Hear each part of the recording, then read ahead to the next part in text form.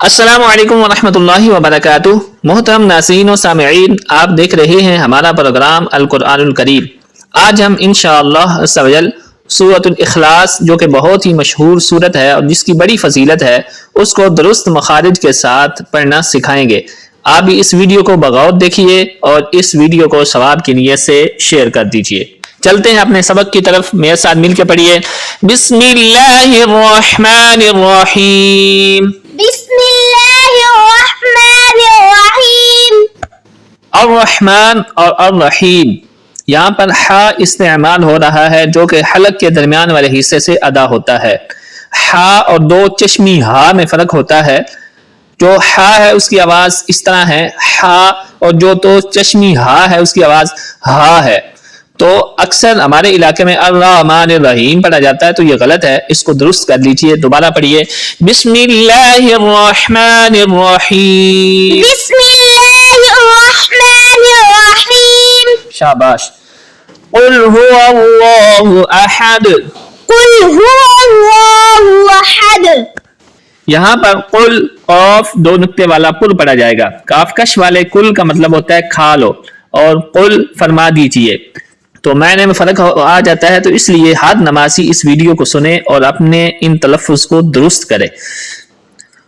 قل هو اللہ احد۔ قل هو اللہ احد۔ اللہ کے لام سے پہلے زبر ہے، اس لیے اللہ کے لام کو پر پڑھا جائے گا۔ احد، ہا کو ہا نہیں بنانا، احد پڑھنا ہے۔ حلق کے درمیان والے حصے سے ہا ادا ہوتی ہے، تو اس کو احد پڑھنا ہے، اور دال پہ قلقلہ بھی کرنا ہے۔ قلقلہ کہتے ہیں آواز میں جنبش اور حرکت کا پیدا کرنا، جس طرح ساؤنڈ کی آواز ہوتی ہے تو ساؤنڈ والی آواز پیدا کرنا۔ احد احد۔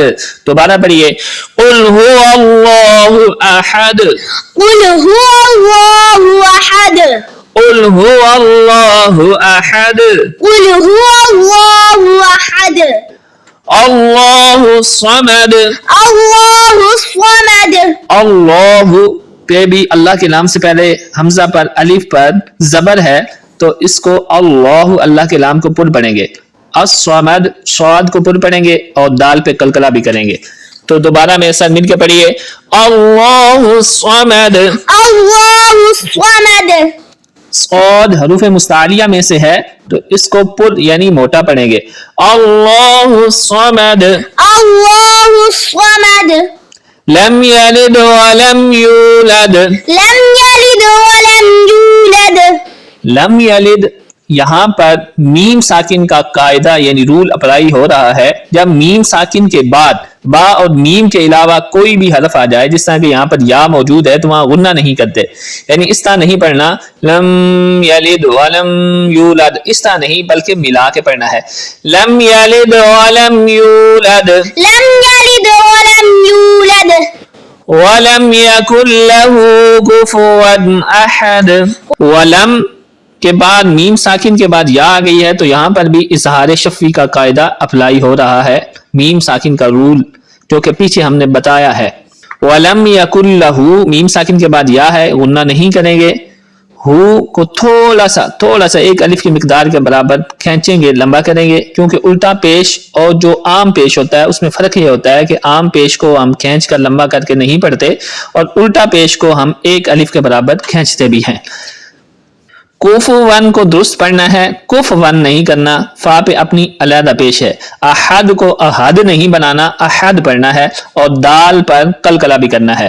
وَلَمْ يَكُنْ لَهُ كُفُوًا أَحَدٌ۔ وَلَمْ يَكُنْ لَهُ كُفُوًا أَحَدٌ۔ دوبارہ ایک ہی دفعہ ساری سورت کو سنیے اور میرے ساتھ ملا کے پڑھیے، انشاءاللہ عز و جل آپ کی بھی یہ سورت درست ہو جائے گی۔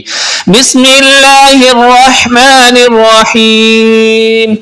قل هو اللہ احد، اللہ الصمد، لم یلد ولم یولد، ولم یکن لہ کفوا احد۔ ملتے ہیں اگلے سبق میں، تب تک کے لیے اللہ حافظ۔